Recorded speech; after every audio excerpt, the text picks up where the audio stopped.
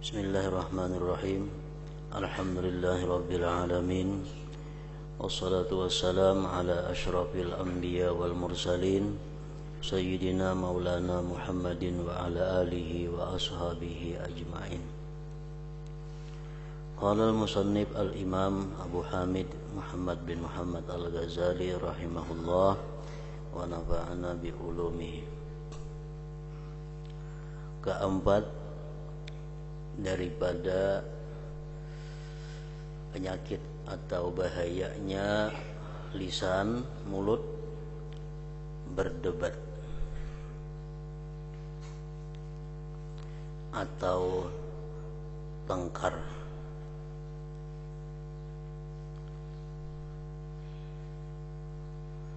Dan suka membantah perkataan orang lain. Bahwal artinya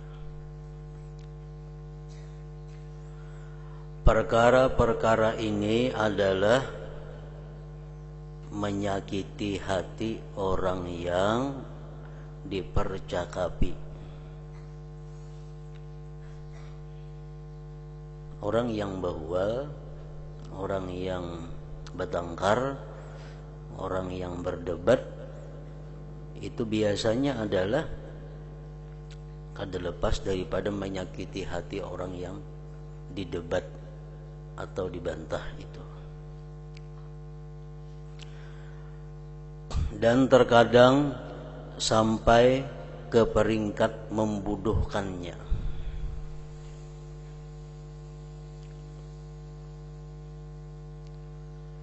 Madahan orang bungul atau menyentuh hal-hal pribadinya.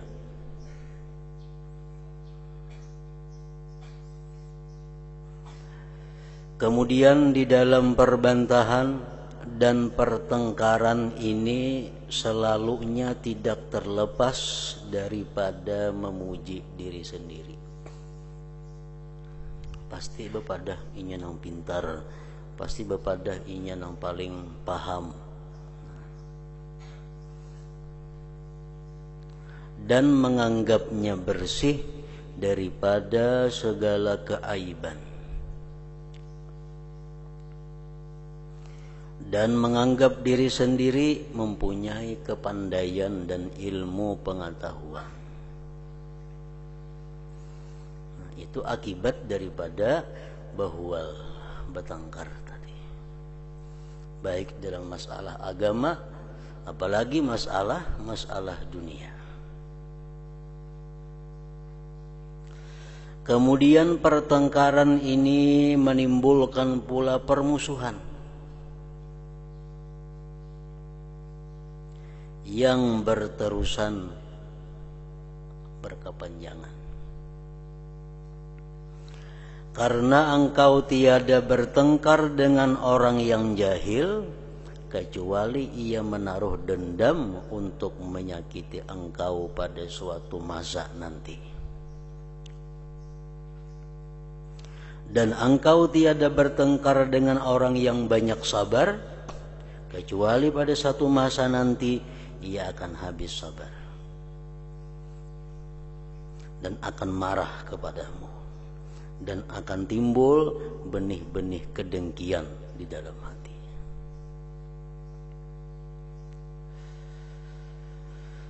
Oleh itu Rasulullah sallallahu alaihi wasallam pernah bersabda, man tarakal mira wa huwa mubtilun banallahu lahu baitan fi rabadil jannah wa man tarakal mira wa huwa muhiqqun banallahu lahu baitan fi a'lal jannah.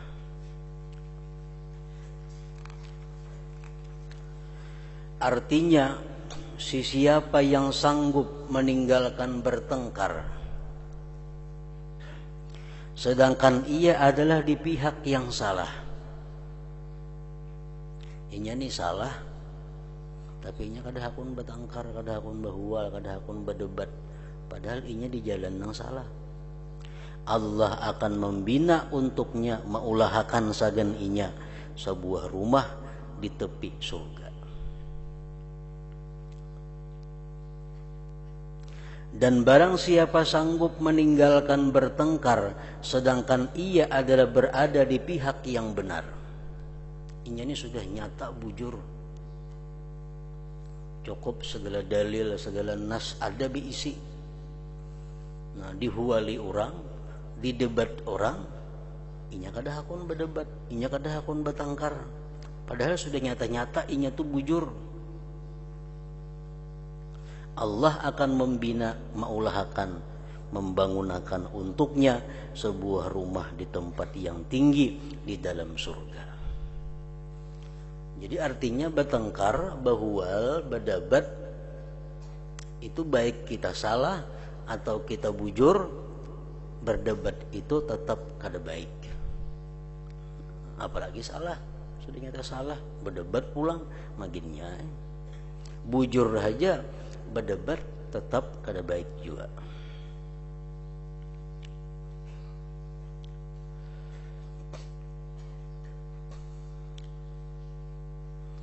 Dan janganlah engkau tertipu dengan hilah syaitan, dengan tipu daya syaitan.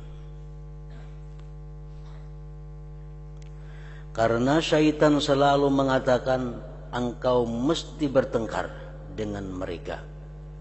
Karena engkau adalah memperjuangkan kebenaran. Syaitan pasti membujuk kita. Kita ini sudah nyata bujur, kita sudah ada dalil, kita ada nas. Ada orang membawai berdebat, ada orang membawai bertengkar. Tetap kita lebih baik kada usah berdebat, kada usah bertengkar. Di situ kadang-kadang syaitan membujuk kita agar berdebat. Alasannya apa? Memperjuangkan kebenaran. Oleh itu jangan berlemah lembut dalam hal ini. Artinya jangan dituruti tujuan atau bisikan syaitan tadi. Sebenarnya syaitan telah berjaya menipu orang-orang yang bodoh sehingga mereka tercebur di dalam jurang kejahatan. Sedangkan mereka menyangka bahwa mereka berbuat kebaikan.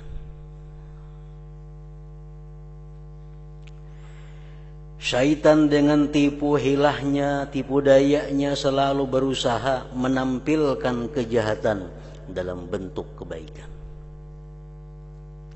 Lalu ia mengolok-olok orang yang telah ia perdaya itu. Nah itulah syaitan. Dibujuk rayunya kita untuk berbuat maksiat. Dibujuk rayunya, akhirnya kita terperbuat maksiat. Sudah terperbuat maksiat, kita diulu-ulu oleh syaitan. Nah, kita diulu-ulunya, kita dipakalahnya. Ini sudah berhasil memperdaya kita. Seperti Al-Quran mengatakan, kama thalis syaitan idza qala lil insani kfur falamma kafara qala inni bari'un minka inni akhafullah rabbal alamin.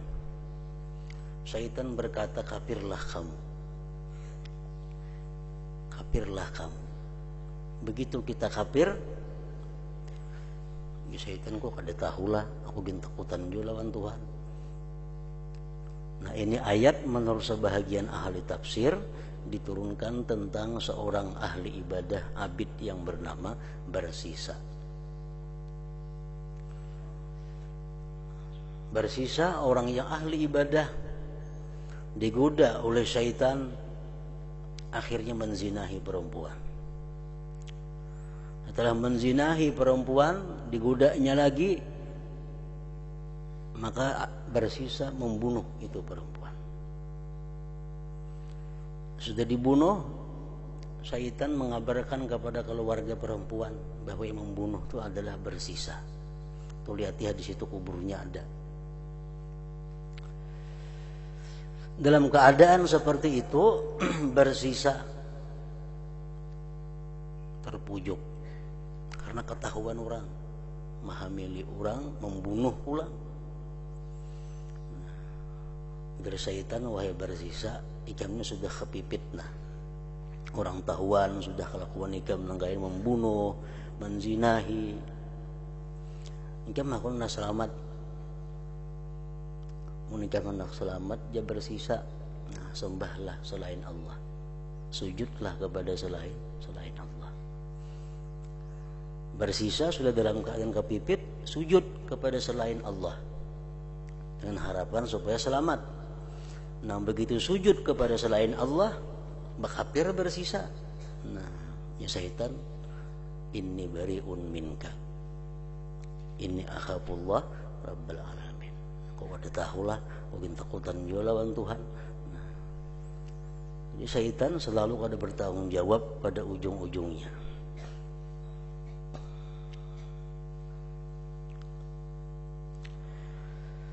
Membela kebenaran adalah satu perkara yang baik,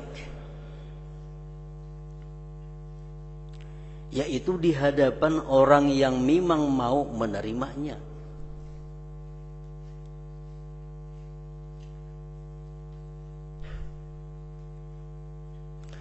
Dan mestilah dengan cara nasihat dari hati ke hati, bukan dengan cara bertengkar.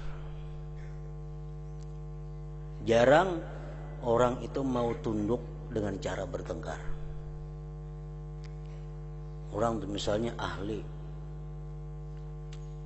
dalam satu ilmu yang salah, bawaiha berdebatnya kayak apa aja dalil nang kita kemukakan, tetapinya kada mau mengalah.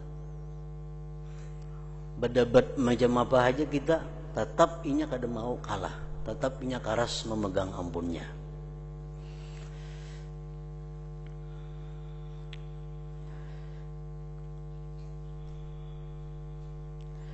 Karena nasihat itu mempunyai caranya yang tersendiri dan berhajat kepada kelembutan.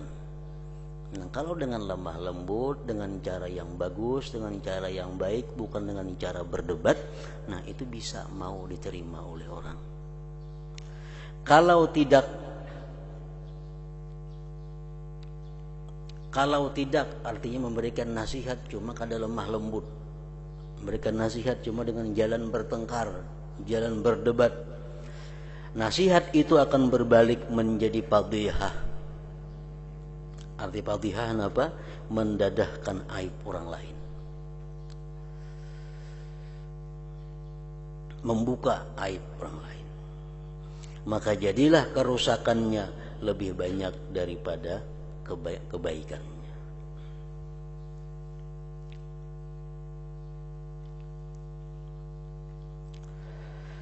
Maka siapa yang selalu bergaul dengan ulama zaman sekarang, pasti ia akan menjadi orang yang suka bertengkar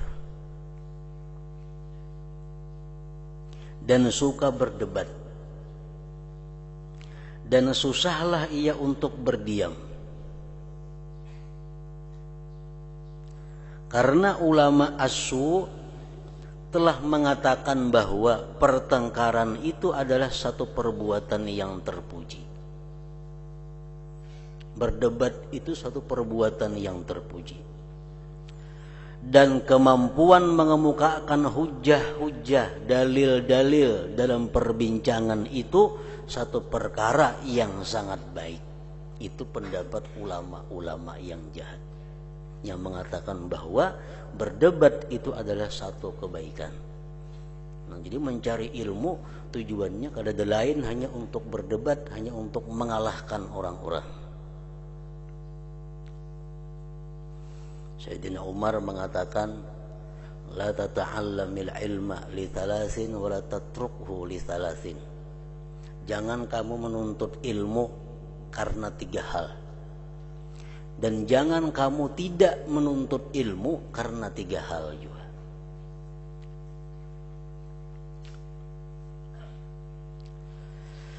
La tata'allamhu litumari bih.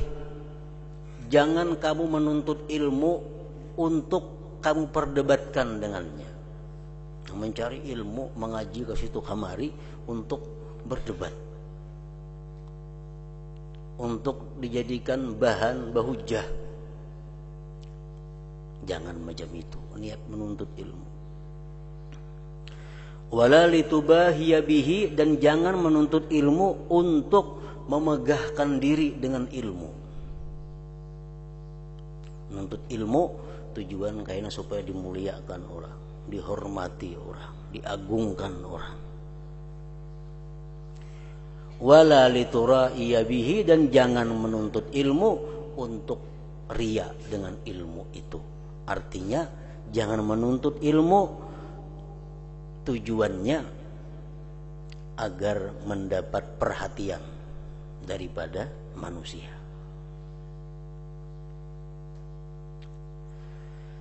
Nah, jadi 3 macam itu jangan sekali-kali ada di dalam orang yang menuntut ilmu. Ilmu dijadikan bahan pemandiran, dijadikan bahan perdebatan, ilmu dijadikan untuk baagak, mengalahkan orang-orang yang bodoh, ilmu untuk dijadikan andalan untuk mencapai kedudukan dan sebagainya. Wala tatrukhu, dan jangan kamu tinggalkan belajar ilmu hayaan min talabihi, karena malu menuntutnya.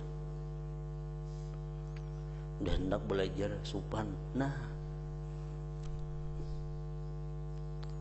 jangan kada menuntut ilmu karena supan.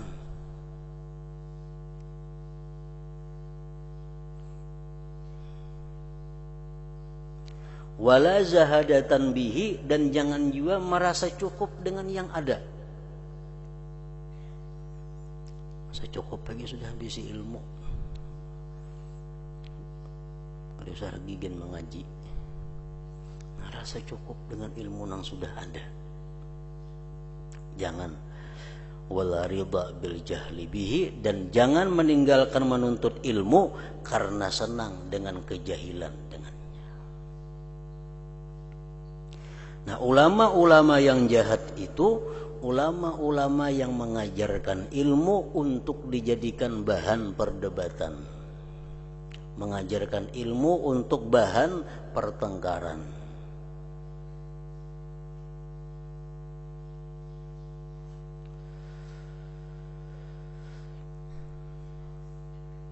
Maka hendaklah engkau lari daripada mereka itu, ulama-ulama asu yang jahat tadi, seperti engkau lari daripada harimau. Dan ketahuilah bahwa pertengkaran itu adalah salah satu di antara perkara yang menyebabkan kemurkaan Allah Ta'ala.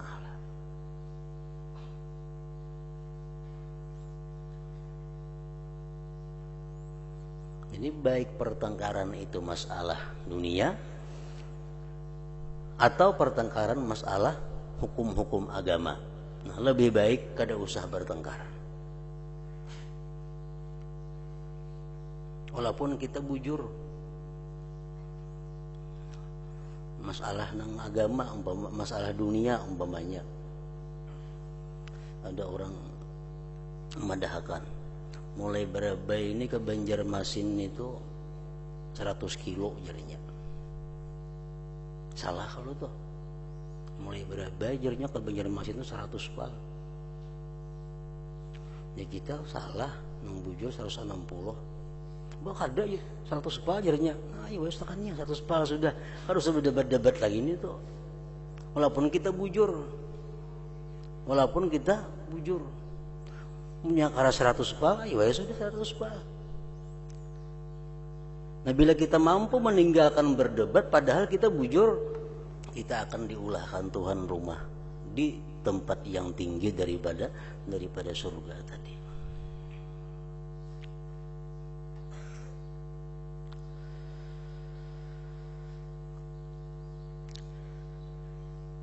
Dan ketahuilah bahwa pertengkaran itu adalah salah satu di antara perkara yang menyebabkan kemurkaan Allah Ta'ala dan menimbulkan kemarahan manusia.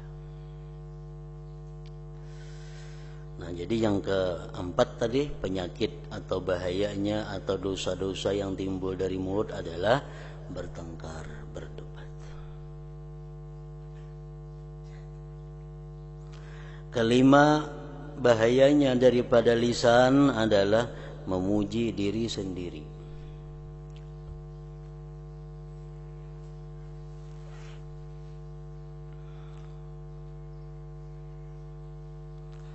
Dalam hal ini Allah Ta'ala berfirman, "Fala tuzakku anfusakum huwa a'lamu bimanittaqa." Maksudnya, maka janganlah kamu menganggap dirimu bersih.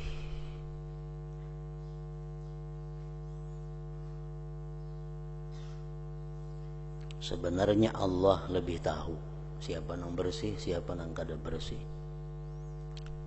Itu Allah yang tahu. Siapakah orang yang lebih bertakwa kepadanya? Itu Allah yang tahu. Rasulullah mengatakan at-taqwa hahuna, takwa itu di sini, mengisyarat beliau ke dada. Artinya takwa itu andaknya di dalam hati. Nang tahu persis keadaan hati itu adalah Allah Subhanahu wa ta'ala. Bersih buruknya seseorang, bersih kotornya seseorang tergantung hati dan ketakwaannya. Nah, jadi kalau kita mengaku atau merasa bahwa diri kita ini lebih bersih daripada orang lain, berarti itu adalah melanggar satu hukum Allah, melanggar undang-undang Allah. Karena urusan hati itu hanya Allah yang tahu siapa yang lebih takwa. Bila kita mengaku merasa bahwa diri kita lebih bersih daripada orang lain, berarti kita merabuti sifat Allah. Bahayanya ganal itu, merabuti ampun Tuhan. Nang tahu urusan hati kita sendiri, kita kada tahu apakah bersih atau kada. Nang tahu itu Allah. Nah, kalau kita merasa bahwa diri kita ini bersih daripada orang lain, berarti kita jadi Allah Ta'ala ngarannya. Berarti kita menyekutui Allah. Fala tuzakku anfusakum huwa a'lam bimanittaqa. Pernah orang bertanya kepada seorang ahli hikmah, apakah kebenaran yang buruk? Apakah kebenaran yang buruk? Lalu ia menjawab, pujian seseorang terhadap dirinya sendiri. Walaupun ia pintar, bujur pintar, tapi kalau ia memuji kepintarannya, itu adalah satu keburukan. Bujur tapi buruk itu.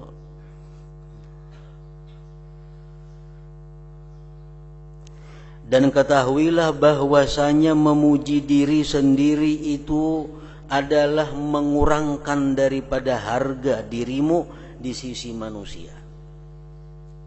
Kita memuji diri seorang, itu di mata orang lain menurunkan derajat kita. Menurunkan derajat kita. Dan menyebabkan turunnya kemurkaan Allah Ta'ala. Apabila engkau mau tahu bahwa pujianmu terhadap dirimu sendiri itu tidak menambah martabatmu di sisi orang lain, coba engkau lihat ketika ada orang lain yang memuji dirinya di hadapanmu. Ia menyebut-nyebutkan kelebihan pangkat dan hartanya.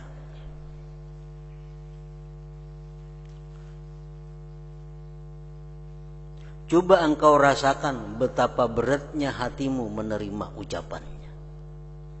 Orang itu berkisah tentang kehebatan dirinya, berkisah tentang kehebatan dirinya, berkisah tentang kekayaan dirinya, berkisah tentang kepintaran dirinya. Nah, kita yang mendengar ini merasa menanggung sesuatu yang berat. Seakan-akan engkau menerima sesuatu bebanan yang sangat berat. Setelah itu lidahmu akan mencacinya sebaik saja ia beridar dari sisimu. Artinya kalau orang itu di hadapan kita memuji-muji dirinya seorang, begitu orang itu bulik, pasti kita menggerunung, bah neta mambung diri seorang aja kita. Dia berjauh hajanya pada kita.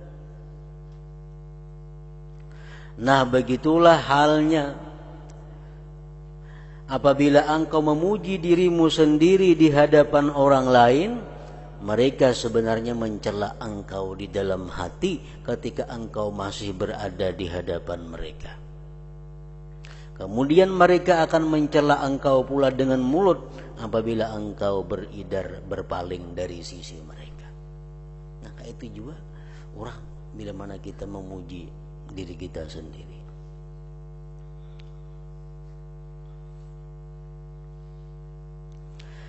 Yang keenam, daripada dosa-dosa yang ditimbulkan oleh lisan, melaknat.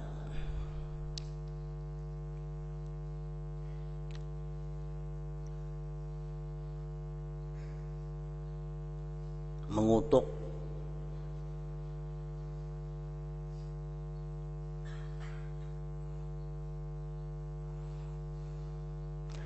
Jangan sekali-kali engkau melaknat sesuatu daripada makhluk Allah.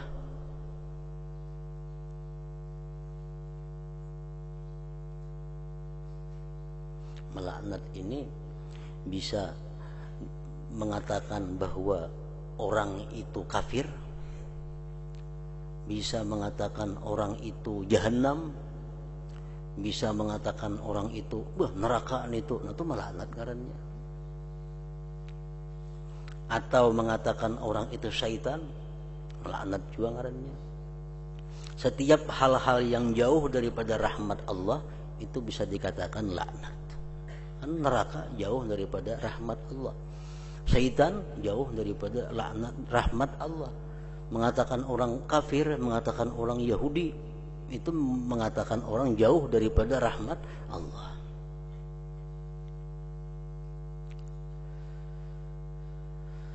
Sama ada binatang atau manusia.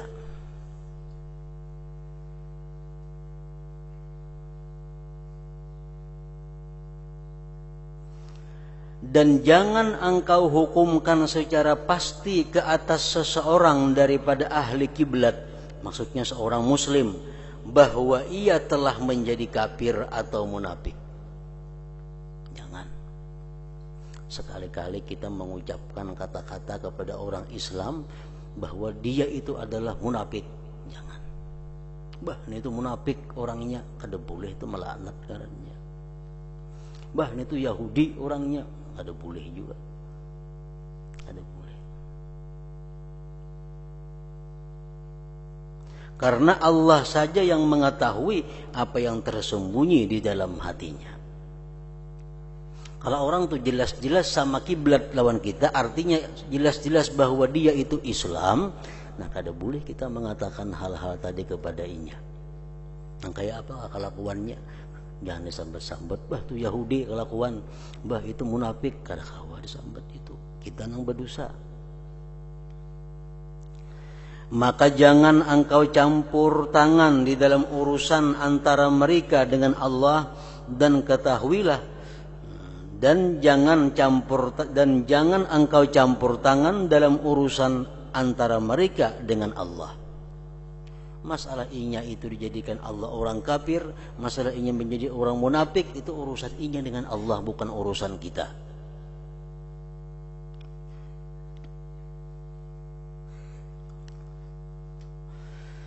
Dan ketahuilah bahwa pada hari kiamat nanti engkau tidak akan ditanyai, kenapa engkau tidak melaknat Fulan bin Fulan? Kita kada ditanya di akhirat, kenapa ikam kada melaknat orang-orang itu? Kada ditanya. Boleh kita melaknat, tapi secara umum. Secara umum, kada boleh secara perorangan. Misalnya laknat Allah atas orang-orang zalim. Nah, ayo jam itu. Laknat Allah atas orang-orang yang pendusta. Laknat Allah kepada orang-orang yang melakukan riba. Nah, ayo macam itu. Tapi kalau kita menunjuk kepada seseorang, nah itu kada boleh. Dan kita kada akan ditanya pada hari kiamat, kenapa kita kada mengutuk si Fulan bin Fulan. Misalnya ada orang yang sangat maksiat kepada Allah, kada ada dosa nang kada digawinya, kita diam, kada melaknat inya. Nah kita kada akan ditanya oleh Allah, kenapa ya kada melaknat itu orang, kada ditanya. Dan kenapa engkau diam daripada menyebutkan kejahatannya? Bahkan engkau tidak akan ditanyai kenapa engkau tidak pernah melaknat iblis seumur hidupmu.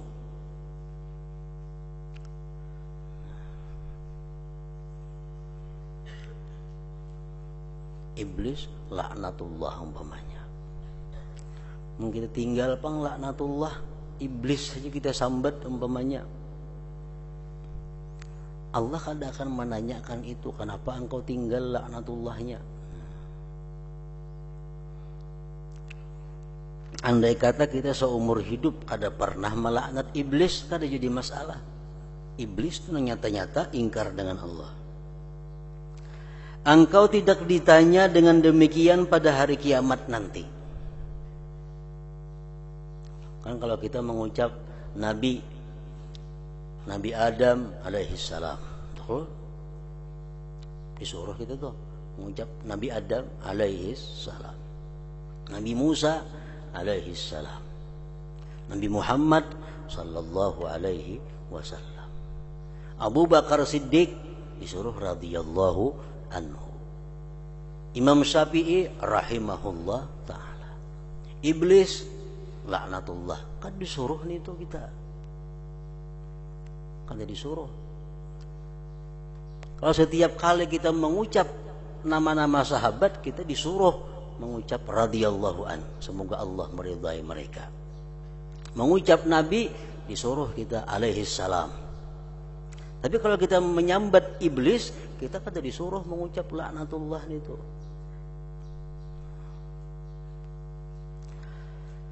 Engkau tidak ditanya dengan demikian pada hari kiamat nanti. Tetapi jika engkau telah melaknat seseorang, maka engkau pasti akan ditanyai kenapa engkau melaknat akan dia. Nah, kalau kita melaknat, kita akan ditanya apa alasannya engkau melaknatinya.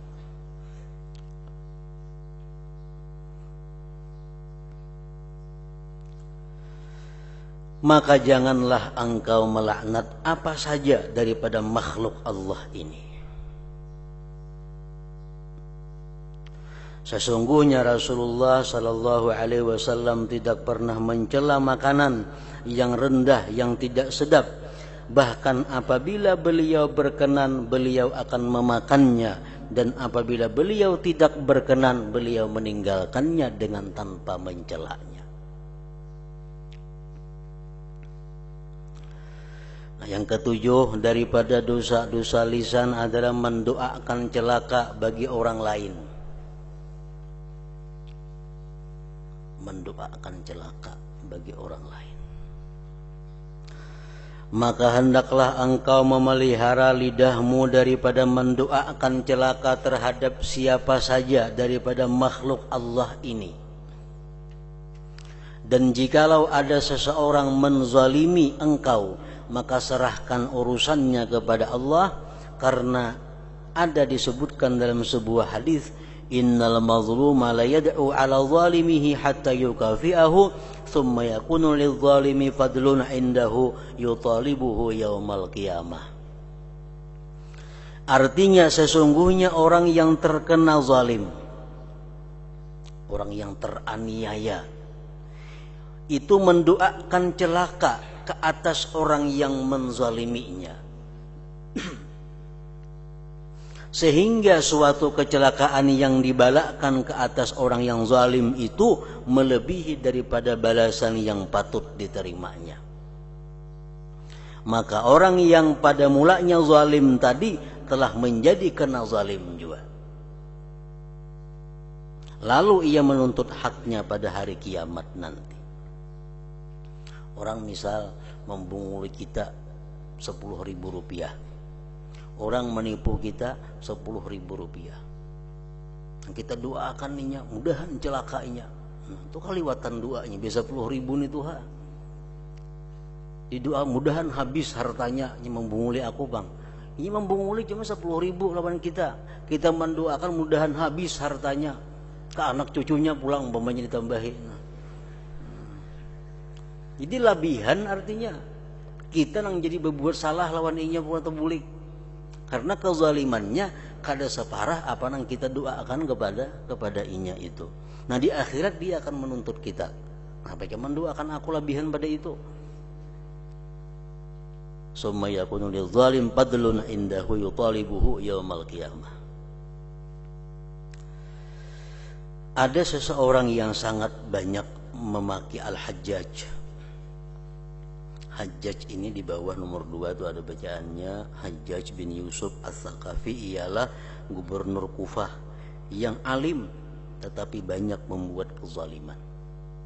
Ini gubernurnya orangnya alim tapi sangat zalim, banyak membunuh-bunuh orang. Bila ada sepakat lawan Sidin, bunuh Sidin. Bahkan sahabat Nabi pun beberapa ekor yang dibunuh. Jadi Hajjaj ini orangnya sangat zalim.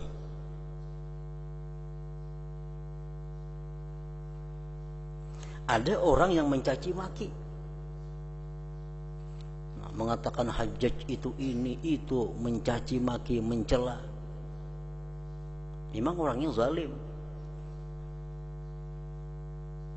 Maka berkata kepadanya oleh seorang ulama, sesungguhnya Allah akan menyiksa orang-orang yang memaki Al-Hajjaj dengan lidahnya.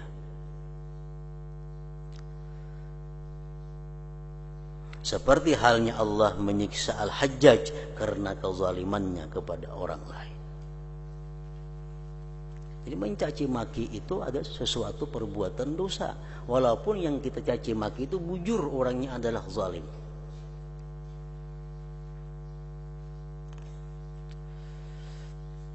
Nah yang kedelapan daripada dosa-dosa di mulut adalah bergurau, menguluk-uluk dan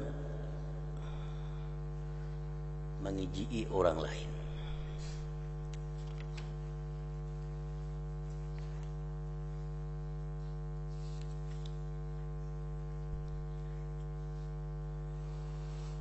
Hadratin Nabi sallallahu alaihi wasallam, Al-Fatihah. إياك نعبد وإياك نستعين اهدنا الصراط المستقيم بسم الله الرحمن الرحيم الحمد لله رب العالمين وصلي وسلم على سيدنا محمد وآله وصحبه أجمعين اللهم اغفر لنا ما أخطأنا وما تعمدنا وما أسررنا وما أعلنا وما أسرفنا وما أنت أعلم به منا أنت المقدم وأنت المؤخر لا إله إلا أنت اللهم انفعنا بما علمتنا وعلمنا ما ينفعنا وزدنا فهما صلى الله عليه وسلم محمد وآله وسلم الحمد لله